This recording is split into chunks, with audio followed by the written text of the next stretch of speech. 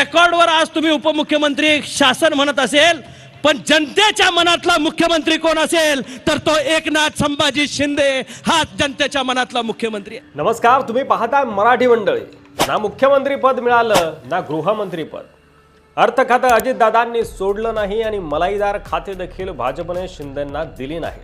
सरकार स्थापनेदरम्यान शिंदे नाराज होते, त्यानंतर ते गावाकडे गेले। मात्र अजितदादांमुळे एकनाथ शिंदेंना कुठेतरी नमतं घेऊन अखेर रडून पडून सरकारमध्ये सहभागी व्हावं लागलंच।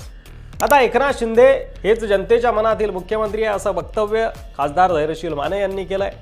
त्या वक्तव्यानंतर एका नव्या चर्चेला आता उधाण आलंय। प्रशासकीय पातळीवर एकनाथ शिंदे हे जरी उपमुख्यमंत्री असले तरी जनतेच्या मनातील मुख्यमंत्री हे शिंदे साहेबच आहेत असं धैर्यशील माने यांनी म्हटलंय। यानंतर लगेच शिंदेंचा गेम करण्यासाठी भाजपनं डाव टाकलाय अशी देखील चर्चा आहे। तसं शांततेत कार्यक्रम करण्याच्या बाबतीत भाजपचा हात जयंत पाटील देखील धरू शकणार नाहीत हे वेगळं सांगायला नको।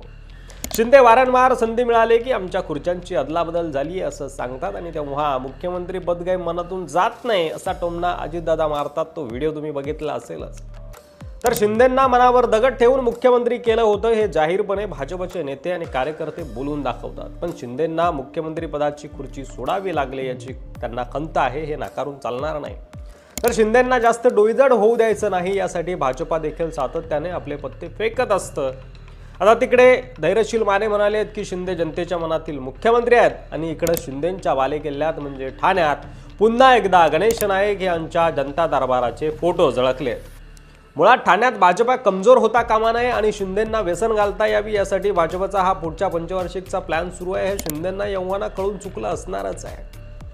ठाणे जिल्ह्यातून एकमेव आमदार गणेश नाईक यांना भाजपने मंत्रिपदावर संधी दिल्यानंतर आता त्यांच्यावर एकनाथ शिंदे यांच्या प्रभाव क्षेत्र असलेल्या ठाण्यात भाजपचा गड अधिक बळकट करण्याची जबाबदारी देण्यात आली आहे अशी चर्चा आहे। ठाणे जिल्ह्यात पक्षाच्या वाढीसाठी सातत्याने जनता दरबार घ्यावेत अशा सूचना गणेश नाईक यांना भाजप नेतृत्वाकडून मिळाल्याचे देखील सांगण्यात येते। गणेश नाईक यांचे ठाण्यातील जनता दरबार ही एकनाथ शिंदे यांची कुंडी करण्यासाठीच असल्याची चर्चा राजकीय वर्तुळात आहे। महायुती सरकार सत्तेत येऊन जवळपास 4 महिने उलटून गेल्यात। भाजपच्या 132 जागा निवडून आल्या असल्या तरी सुद्धा स्थानिक स्वराज्य संस्थेच्या निवडणुकीच्या पार्श्वभूमीवर आक्रमक डावपेच आखणं भाजपकडून सुरूच आहे। मित्रपक्षाचा प्रभाव असला तरीही तिथं आपल्या पक्षाची ताकद कमी झाली नाही पाहिजे असा भाजपचा होरा असतो आणि तो आहे। ठाणे जिल्ह्याच्या ग्रामीण भागात 5 वेळा आमदार म्हणून निवडून आलेले किसन कथोरे यांना ताकद देताना तुमच्या मागं मुख्यमंत्री उभा आहे असं जाहीर वक्तव्य मुख्यमंत्री देवेंद्र फडणवीस यांनी केलं। शिंदे यांच्या ठाण्यात पुन्हा गणेश नाईक यांचा जनता दरबार भरणार आहे। गणेश नाईक यांच्या पाठोपाठ संजय केळकर आणि निरंजन डावखरे या दोघा आमदारांनी देखील आठवड्यातून 2 दिवस ठाणेकरांसाठी असाच दरबार भरवण्याचं जाहीर केलंय।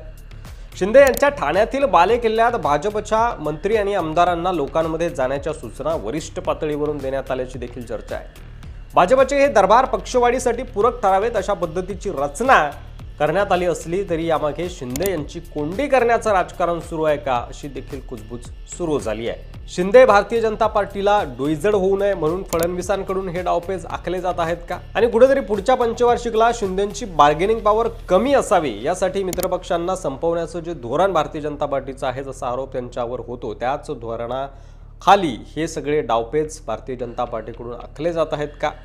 शिंदे भारतीय जनता पार्टीचे हे डाव हाणून पाडण्यात यशस्वी होतील का यावर तुम्हाला काय वाटतंय? तुमचं मत कमेंट बॉक्समध्ये लिहायला विसरू नका। व्हिडिओ जर आवडला असेल तर जास्तीत जास्त शेअर करा आणि आपल्या मराठी मंडळी चॅनलवर नवीन असाल, अद्याप सबस्क्राईब केलं नसेल तर सबस्क्राईब करायला देखील अजिबात विसरू नका। धन्यवाद।